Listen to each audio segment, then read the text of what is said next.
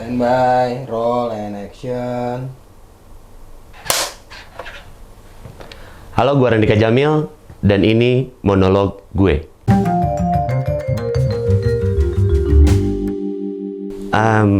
Gue mau cerita dari mana ya? Kayaknya cerita dari gue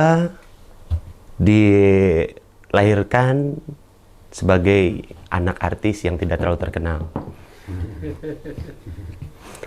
Jadi kalau misalnya ada yang tahu bokap gue itu siapa, berarti lu tua. Karena anak sekarang nggak ada yang tahu nama bokap gue. Ya almarhum ya, udah nggak ada juga. Jadi kita bisa ngomongin. Gak apa-apa. Slow ya, mantap ya. Oke dong, oke. Sama-sama komedian, tenang lah. Bokap gue penyantai. Jadi bokap gue itu seorang seniman lah dibilang ya. Jadi dia penyiar radio, dia MC, dia pelawak juga. Namanya adalah Rudy Jamil. Kalau ada yang tahu, alhamdulillah ternyata bokap gue lumayan terkenal. Kalau tidak tahu, silahkan cari di Wikipedia. Tapi kayaknya nggak nemu. Karena gue juga nggak nemu nama bokap gue. Tapi itu angkatan-angkatan pada Indro yang kayak gitu-gitulah. Jadi bokap gue salah satu orang yang berada di belakang layar Warkop DKI juga. Terus juga Sersan Prambors, bokap gue juga pernah ada di situ gitu.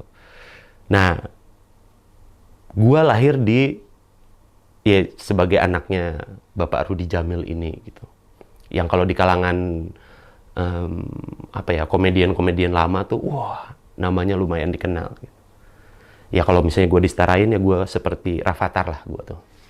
Anak artis gitu, sama Gempi ya gue tuh segitulah. Cuman masalahnya mereka kan bokapnya kaya kalau gue enggak. Bokap gue tidak kaya. Nah, dari kecil tuh gue sebenarnya sebel banget sih. Sering dibecandain sama orang-orang gitu. Kayak, wih anak artis, anak artis, anak artis. Tapi sebenarnya nggak terlalu sebel dibandingin dengan ketika ejekan itu jatuh ke nyokap gue. Karena kan nama nyokap biasanya diambil dari nama bokap ditambah ibu kan. Bokap nyokap gue tuh dipanggilnya Burut. Kasian loh. Ah, anak burut, anak burut. Aduh, kenapa kena Raja Singa? Gue kan enggak. Masa dari kecil udah kena. Itu lebih ngeselin sih menurut gue. Dibanding dengan kayak, wah anak artis, anak artis.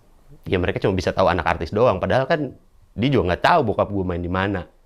Orang bokap gue aja nggak pernah tahu kadang-kadang main apa ya gitu. Bingung lah. Jadi dari kecil gue di lingkungan memang komedian. Terus gue juga baru menyadari ternyata komedian kalau di rumah tuh nggak selalu bercanda sih. Komedian tuh bercandanya untuk di luar. Itu yang gue lihat dari bokap ya. Bokap gue kan komedian. Oh di luar tuh kok teman-temannya selalu bilang, iya, Pak Rudy tuh lucu, menyenangkan. Nyampe di rumah, wadaw, militer bos, sabuk kena pipis ring. Jadi itu nggak pernah gue rasain gitu. Jadi gue selalu berpikir memang komedian tuh adalah pekerjaan yang tidak akan mungkin dibawa ke rumah gitu. Ketika di rumah dia menjadi seorang ayah, bentuk ayah seperti apa itu beda-beda lah ya. Nah jadi dari dulu tuh gue nggak pernah mau untuk ngikutin jejak bokap dari dulu. Karena bokap yang gue lihat itu di luar lucu, di rumah galak, ya kan? Nah gue nggak mau tuh jadi kayak gitu. Jadi gue selalu menghindari jalannya bokap gitu. Bokap gue nge-MC, penyiar, komedian. Gue tuh selalu melipir ke sebelah kirinya lah. Cita-cita gue menjadi PNS. Cari aman bos, cari aman. Hidup tenang, ya kan? Nah, beranjak dewasa, mulai besar, gue mulai menyadari bahwa buah jatuh kadang-kadang. Kadang jatuh, kadang enggak. Ya dong, masa? Karena kalau misalnya belum matang-matang amat, nggak jatuh kan? Jadi buah jatuh tidak jauh dari pohonnya. Jadi gue beranjak dewasa tuh, gue ngerasa ya memang darah komedi emang ada di gue sih. Jadi gue besar dengan ngelihat bokap yang sering nge-MC, sering ngelucu gitu. Nah gue tuh jadi terbentuk sifat jahil, terus juga suka melakukan gerakan aneh. Kayaknya kalau gerakan aneh karena gue ayan kayaknya. Gue juga nggak tahu sih kalau itu ya. Cuman tiba-tiba suka, nah suka gestur-gestur aneh tuh ya karena gue sering lihat bokap gitu di atas panggung tuh bokap. Gue kayaknya, gue akhirnya baru sadar sekarang ya. Bokap gue dulu kalau nge-MC ngondek coy. Pantesan lancar gue ember. Ya Allah dari bokap gue ngondeknya. Iya bokap gue kalau nge-MC dulu sering ngondek-ngondekan. Iya gue sering lihat tuh. Kayaknya gue tertanam di alam bawah sadar gue dah. Gue berubah menjadi ngondek tuh dari situ deh. Nah gue tuh jadi sering iseng. Bokap gue kan iseng banget orangnya. Bokap gue iseng, bokap gue jahil, terus sering bercanda segala macam kalau sama teman-temannya ya. Nah gue di rumah juga akhirnya kayak gitu terbentuk. Kejadian pas waktu SD. Gue tuh saking isengnya gue pernah nyoba nyolokin kunci lemari es. Nih kalau buat yang nonton nggak tahu, dulu lemari es itu ada kuncinya. Nih di kunci ya, pintu lemari es ada kuncinya. Supaya nggak sering dibuka, intinya sih itu ya. Jadi bentuk kuncinya tuh kecil banget tuh. Nah gue waktu itu pernah gue cabut, terus gue iseng. Ini kalau gue colokin ke stop kontak gimana ya? Nah, gue colok tuh. Ada lubang stop kontak. Ini kalau gue colok di mana ya? Karena kan kalau nggak salah ini adalah konduktor yang bagus ya. Ini adalah nanti dia bisa merambat. Kira-kira setrum nggak ya? Kayaknya gue antara iseng sama tolol emang beda dikit sih. Gue colokin tuh. Cek, kesetrum bro. Gini. Untung kakak gue yang paling gede balik. Di double kick bos. Kakak gue balik ngeliat. Ngapain lu katanya? Gue lagi kesetrum nggak bisa ajak ngobrol dong. Kan yang bodoh juga kakak gue ya. Kenapa orang kesetrum diajak ngobrol dong? Ngapain lu? Gue masih kesetrum, ditendang double kick di pala. Di pala. Lepas. Terus gue di situ juga baru sadar. Ternyata kalau lu nonton film kartun, lu suka lihat kan kalau film kartun kesetrum terus habis kelar masih gitu-gitu. Ternyata bener. Jadi gue habis kelar kesetrum, ditendang, jatuh pas bangun. Iya tadi nyobain nyolok ini gitu sih gitu tuh. Masih ada gitunya loh. Wah, ternyata bener ya. Itu keisengan gue. Jadi ya karena gue tumbuh besar dengan ngelihat bokap yang sering iseng. Itu pertama. Yang kedua pas mulai SD, itu SD kelas 3 tuh. SD kelas 6 gue coba iseng lagi. Gue mempertanyakan, kayak berpikir, kira-kira kelereng masuk mulut bisa berapa banyak ya? Coba gue iseng tuh, gue ambilin tuh kelereng, masukin satu-satu, ngitung sendiri, 2 gitu kan, 3, masukin semua terus, 4, pas 4 kakak gue balik, datang, ngapain dik? Oh nyobain, masukin kelereng ke mulut gitu. Ya udah gue hitungin, oke. 5, 6 gue masukin tuh sampai akhirnya 10. Ternyata gue baru tahu kita hanya bisa memasukkan kelereng ke dalam mulut 10. 10 itu udah maksimal. Dan yang harus diingat adalah jangan pernah ngitung sendiri ya. Karena waktu itu gue pas sudah ke-9 kakak gue cabut. Dia dipanggil. Nah, gue kan masih inget dong. Gue ngitung ke 10. Oh lu, masuk 1 bos. Ketelen. Wah, ini ketelen kata gue buangin. Wah, panik. Nah, gue nanya. Nyokap gue, ini informasi juga, nyokap gue adalah ibu terbaik yang pernah gue tahu. Karena memang cuma 1 ibu gue. Nggak mungkin gue bandingin dong, ya pasti terbaik, ya kan? Itu nyokap paling sabar menghadapi anaknya yang tolol seperti gue. Nyokap yang paling tahu bagaimana menenangkan anaknya. Jadi ketika gue menelan kelereng itu, ibu tuh selalu menjadi pusat informasi. Ibaratnya kayak Yellow Pages lah. Lu nyari apa aja pasti ada di nyokap. Gue nanya sama nyokap gue, Bu, Dika abis nelen kelereng. Ibu gue tuh adalah ibu yang paling tenang. Jadi ketika tahu anaknya nelen kelereng, dia tidak panik. Dia cuma bilang, udah tenang aja, nanti juga keluar. Lewat katanya. Oh, si pinter. Dicobain lah gue. Oh, berarti kalau gue nelen kelereng 1, keluar lewat Kalau gue nelen koin, keluar juga dong. Karena gue tolol dan sering nyoba, gue telan koin juga. Jadi gue ada 2. 2 gue makan tuh kelereng atu, koin gopean atu, gue telan. Itu saking isengnya gue ya. Emang dari dulu emang udah seiseng itu, dan rumah gue dibesarkan di rumah yang sangat demokratis dan sesantai mungkin. Bokap gue tuh orangnya sesantai itu juga. Nyokap lebih santai lagi. Jadi gue tuh dulu boleh nggak sekolah, asal di rumah. Dan nggak boleh kemana-mana. Jadi gue kalau misalnya kayak orang-orang, gue harus pura-pura sakit, gue nggak. Gue bisa ngomong males. Malas sekolah. Ya udah boleh, kata nyokap gue, kata bokap gue. Tapi diam di rumah dan nggak boleh main. Nah itu sesantai itulah ya, bisa dibayangkan sesantai itulah keluarga gue.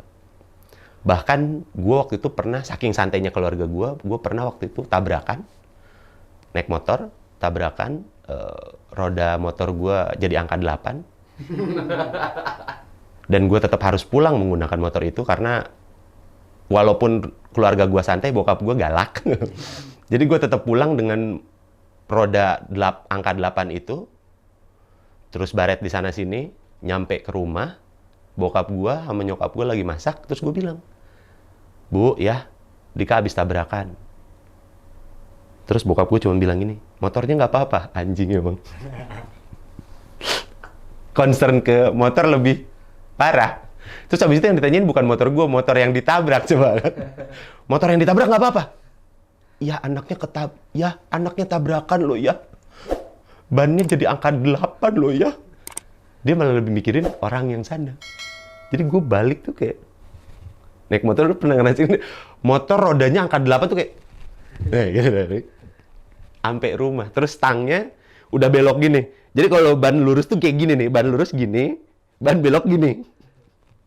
Itu ya gitulah saking santainya, dan kerasa sama gue, ya akhirnya ngebentuk gue yang menjadi lebih santai, lebih senang bercanda, kayak gitu.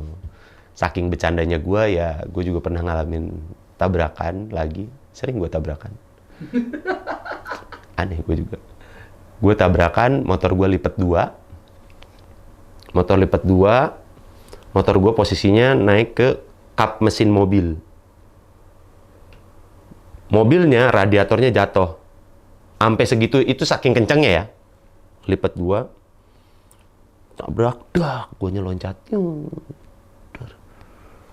Pas pertama sadar, hal yang pertama gue tanyakan adalah, amplop gue mana? Karena gue habis nge-MC. Jadi pas sadar, anjing, amplop mana ya, amplop? Bang, lu tabrakan bang, amplop. Gue kayak lebih penting amplop, itu saking santainya gue tuh. Kejadian tabrakan paling aneh. Dan ya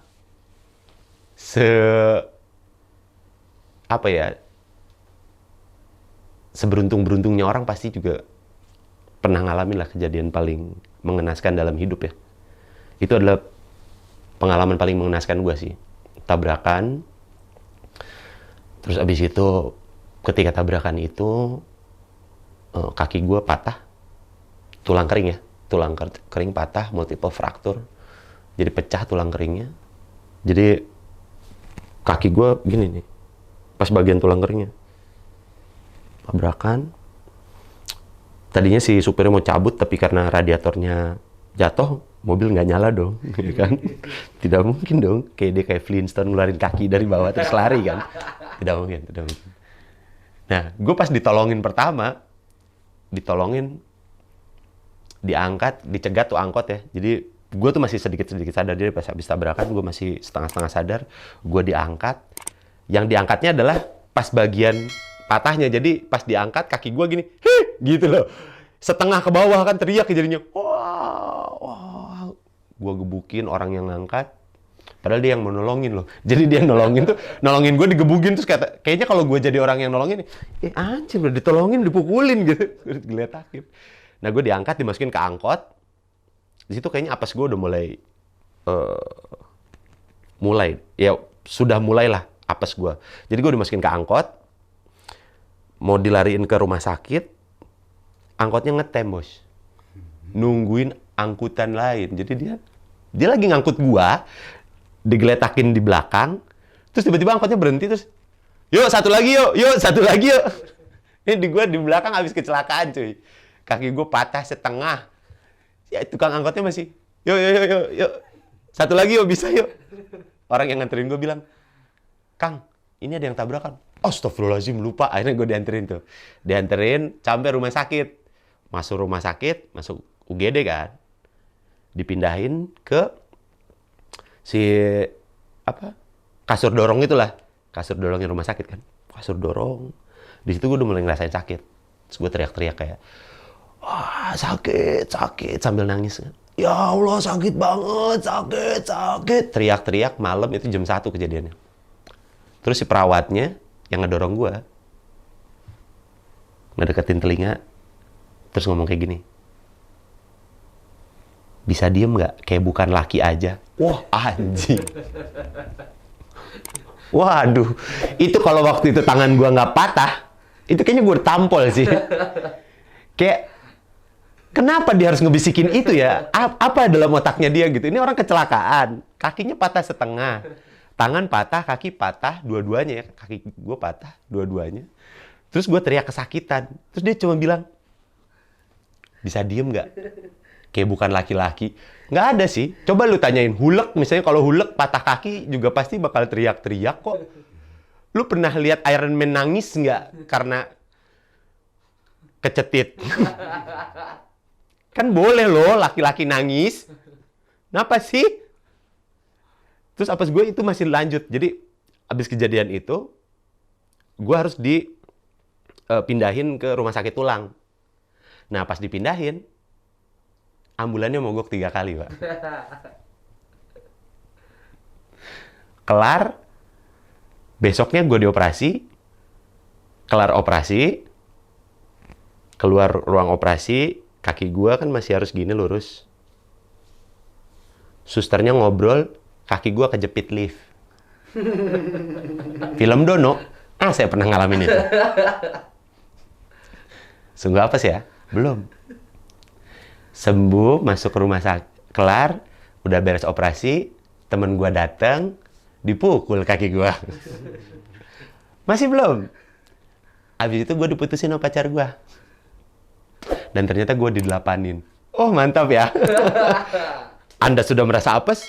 Coba bandingin sama saya dong. Pasti nggak enak, ya kan? Ya, seperti itulah. Jadi, kadang-kadang gue ngerasa gue sudah cukup beruntung dibandingin orang-orang lain.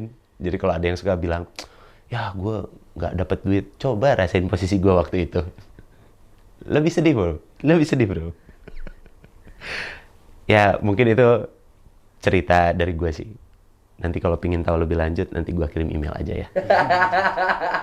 Karena masih panjang kayaknya. Ya, sekian terima kasih dari gue, Randika Jamil. Dan ini, mereka semua. Terima kasih. Itu monolog gue.